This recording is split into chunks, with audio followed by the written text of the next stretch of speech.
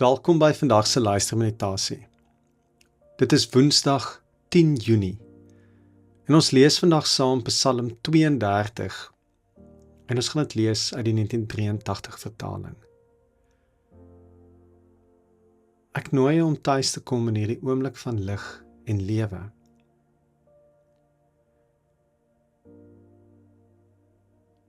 Here, U is my toevlug en my krag. Help my om op U te vertrou, om my hart stil te maak voor U, sodat ek U stem kan hoor te midde van die storms in my lewe. Lei my nou in U vrede.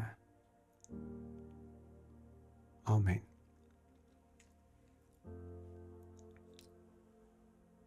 Psalm 32. U het my skuld vergewe. 'n gedig van Dawid. Dit gaan goed met die mens wie se oortredings nie gestraf word nie, wie se sonde vergewe word. Dit gaan goed met die mens vir wie die Here die oortreding nie toereken nie, en in wie se gees daar geen valsheid is nie. Toe ek oor my sonde geswyg het my liggaam uitgeteer, soos ek heel dag om hulp geroep het. U hand het dag en nag swaar op my gedruk. My krag het opgedroog soos water in somerhitte.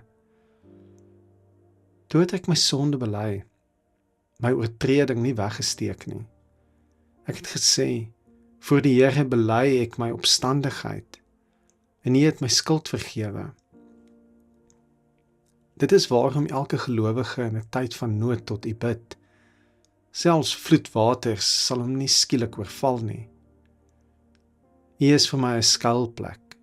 U beskerm my teen aanvalle. U laat my oorwinningsliedere sing.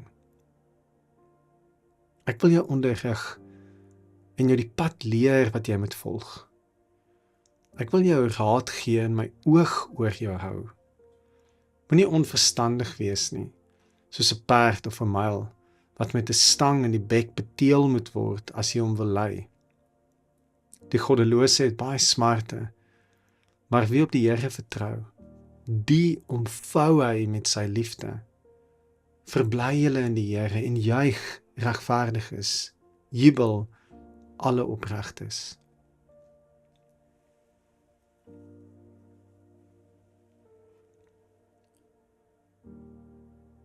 Ek het vroeër die week gedink aan skuldbelydenis. Daar was 'n tyd toe dit Sondag na Sondag deel van die liturgie was.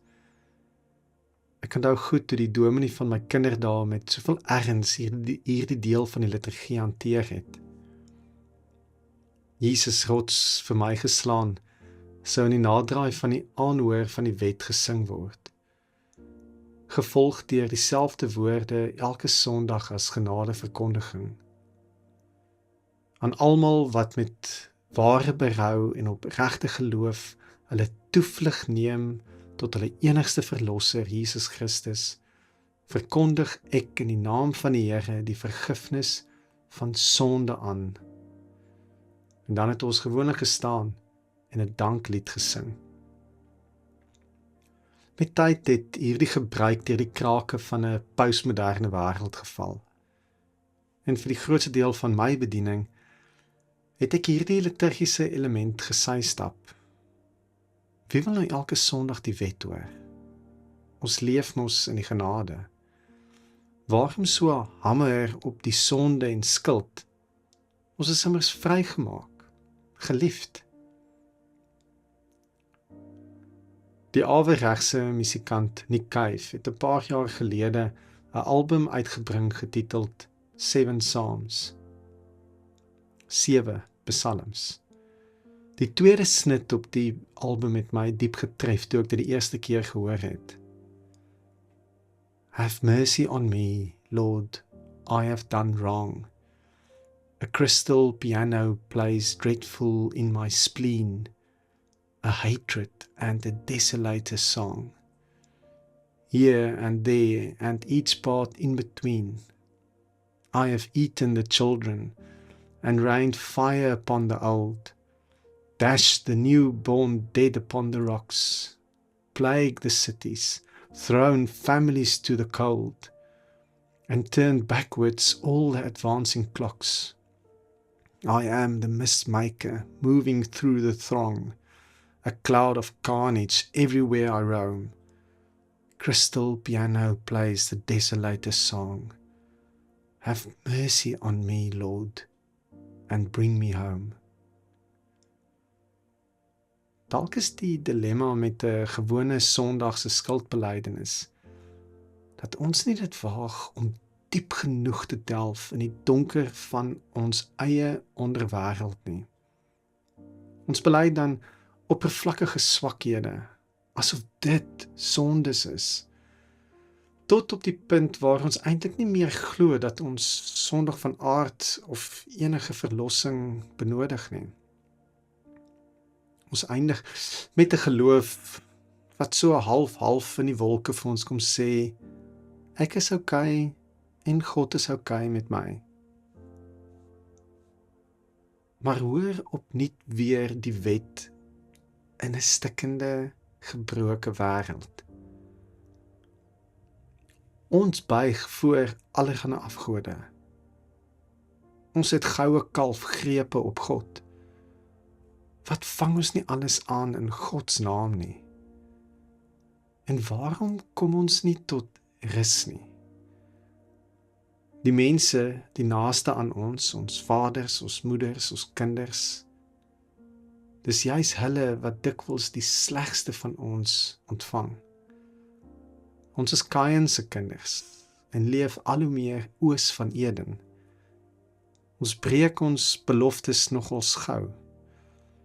Ons speel Monopoly op die aarde met 'n get out of jail kaart in die sak. Ons verf ons leuns wit met die mooiste bedoelings.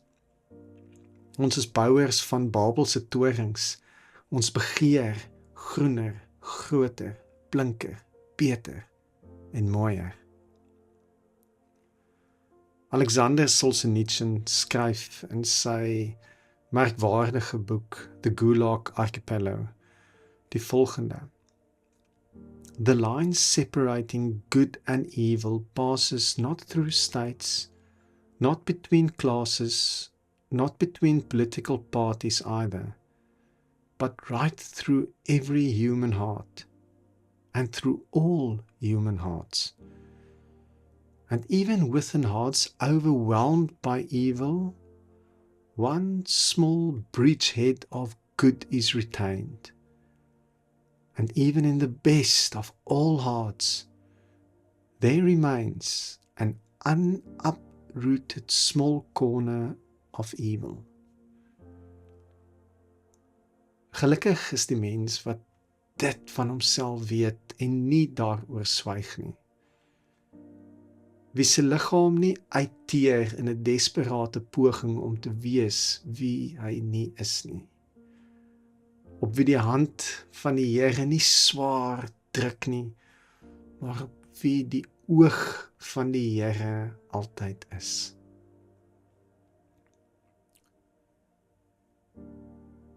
Die goeie nuus van die evangelie is nie om te hoor dat jy toe al die tyd okay is nie. Dit is nie 'n bizar pudding-sousie oor jou sondigheid nie.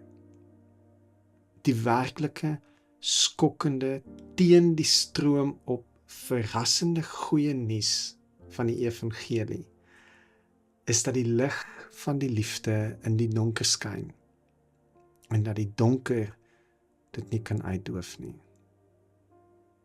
En dis hierdie lig wat vir jou die pad huis toe wys. Ons Vader wat in die hemel is, laat U naam geheilig word. Laat U koninkryk kom. Laat U wil geskied, soos in die hemel, net so op die aarde. Gee ons vandag ons daaglikse brood en vergeef ons oortredings, soos ons ook die vergewe wat teen ons oortree. En laat ons nie in versoeking kom nie, maar verlos ons van die bose, want aan U behoort die koninkryk en die krag en die heerlikheid tot in ewigheid. Amen.